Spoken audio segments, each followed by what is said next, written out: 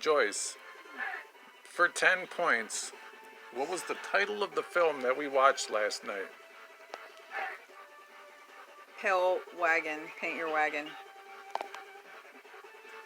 No, that's a different Clint Eastwood Stranger movie. Goes to Town. No, that's about half a dozen Clint Go West, Eastwood young man. movies. Nope, that's the title of a Village People record. I can't remember. It starts with a P. I don't even think it does, no. What is it? What movie did we see? I'll give you a clue. What recent holiday did we just have only days ago? Easter. No. 4/20, a day on which we all get... Toked. Blown. Is that what they call it down in Louisville, in the big city? High. Hang 'em up high? Not hang 'em high. Hang 'em high. Your guess is How getting are you better. going to give me misleading clues? The film was called High Plains Drift. Oh, crap. Planes. P. You just lied on camera. P. It had a P in it. Planes. What'd you think of that one? The whole premise was like, how does this town not know who this man is? So the premise of the movie is that Clint Eastwood shows up in town, a stranger with no name, and they find out quickly that he's a good shot gunslinger. So they hire him to kill some guys that are in prison that are going to come back after them. They're about to be released. Right, this is a fucked up town. But we also find out that Clint Eastwood is, in fact, no stranger. Correct. And so they basically tell him he can have anything in the town that he wants. And we start to learn that he's come back to this town for a reason. He's been there before. And you quickly find out that he's been there before because, spoiler, he was bullwhipped to death. He was bullwhipped to death. They thought he was dead. And so he's returned back for a bit of vengeance, sort of. But how do these people not recognize him? It's supposed to be like a year later, I think. So that whole premise was just utterly unbelievable to me. Well, I think in the film it's supposed to be ambiguous as to whether that actually was Clint Eastwood that was the marshal who was bullwhipped to death. It's not ambiguous. They clearly show his face in the memories that he has, and there's a little person who's also in the movie who remembers seeing him, and it clearly shows in his memory that it's Clint Eastwood. That dude, he was hiding under like the the Old West. They have those sidewalks where you can crawl underneath them, and the little fella, it's kind of like he sees him and he's like, that's the same dude. And there's nothing to hide the fact of who he is and what he looks like. Like, he doesn't look any different. He doesn't have scars on his face. He doesn't wear a mask. How would these people not know who he was when they just bullwhipped him to death? See, my thing was, so he was disappointed in the town because he gets bullwhipped to death, and he's kind of like, I'm Clint Eastwood. And no one helps him. Please help me. Oh, God. And, like, everybody's looking out their window just staring at him. So he was pissed at the town, but he was also pissed at the three guys who bullwhipped him to death and went to prison. And those three people are the guys that are going to come back, and the town is scared of them. So why they even had to pay Clint Eastwood to fend them from these three convicts when if they would have just took the fall for it. Is why right, but Clint Eastwood, they were going to get vengeance on the town, and the townspeople hired Clint Eastwood because they knew that they let them take the fall for something they all were to blame for. But I'm just wondering why they would have to pay Clint Eastwood to do that. Like, wouldn't Clint Eastwood have just wanted to kill those guys?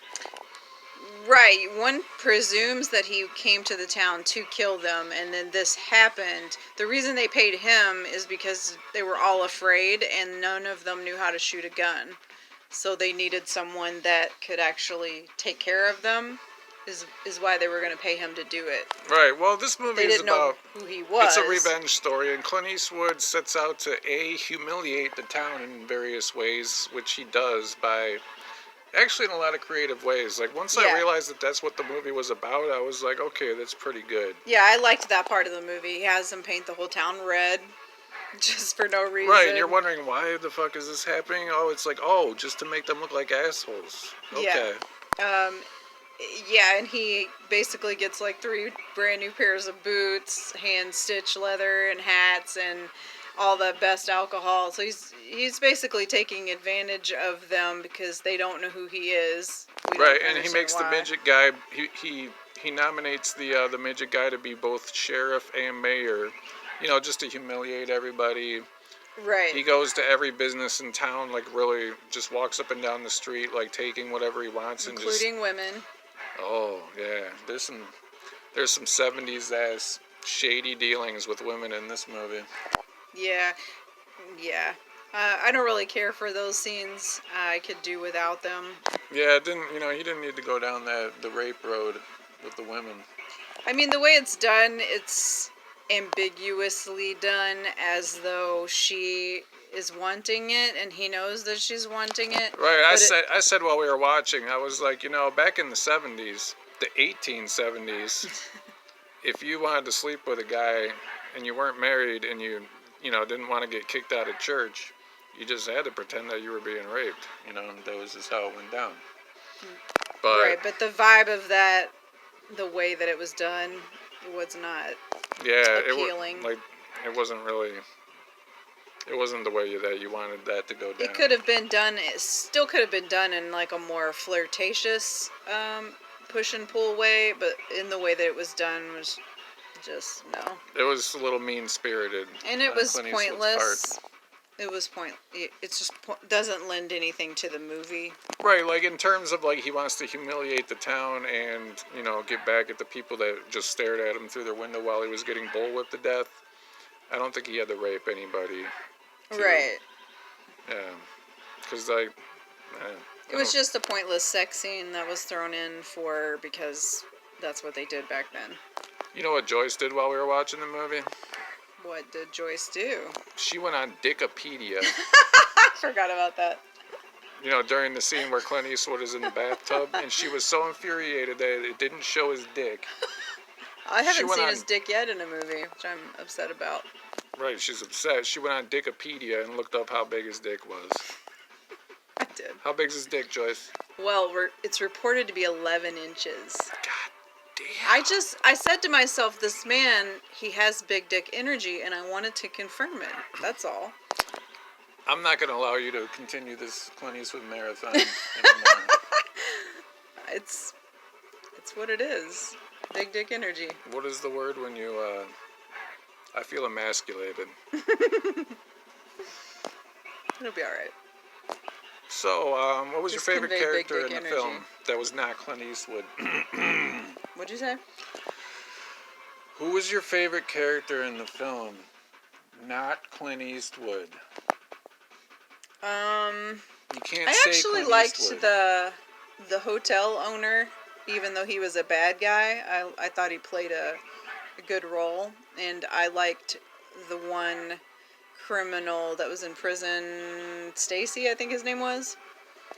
Like the main dude or the... Mm-hmm. Yeah, the main dude. I liked The criminals him. were good. Like, they were scumbags. Like, they were well cast. The kind of guys you just see them and you're like, that guy's evil. I've seen that and I want guy him to get shot. before. He's in other movies. I think he's in other Clint Eastwood movies. I think he's in a lot of even modern day movies. He might have even been in some Dirty Harry movies. Yeah, I feel like he's usually in a police station or detective situation or western. Yeah, something like that. But I didn't look it up to see what his name was, but...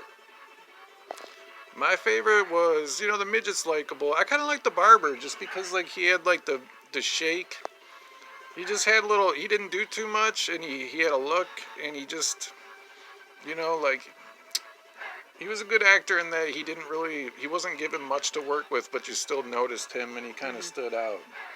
I think he was my favorite. Because, 3 men get murdered in his shop, and he's just like, sweeping up the broken glass from his broken window, moving on in life. Yeah, I like the hotel owner. He complained appropriately, constantly, and he just played the role well. Right, he did a good job at like kind of showing like how pissed off and like worn out the townsfolk were getting, as Clint Eastwood kind of takes advantage of them more and more. Yeah. So if you were gonna watch, let's see, you had to choose between High Plains Drifter.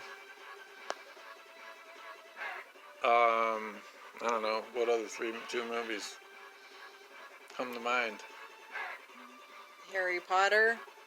If you had to watch Harry Potter and the Goblet of Fire, High Plains Drifter, or Hang 'em High, which one are you gonna watch? Have we watched Hang 'em High yet? Not recently. I liked this movie. I just didn't like them not knowing who he was. That was really the only thing that I didn't like about it.